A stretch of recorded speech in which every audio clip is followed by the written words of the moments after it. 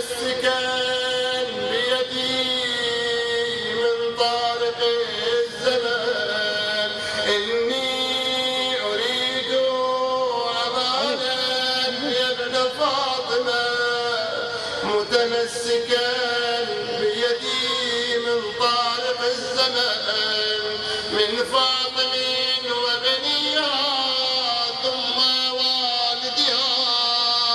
من فاطم وبنيها ثم والدها، والمرتضى حيدر أعني أبا الحسن، والمرتضى حيدر أعني أبا الحسن. وانت قاعد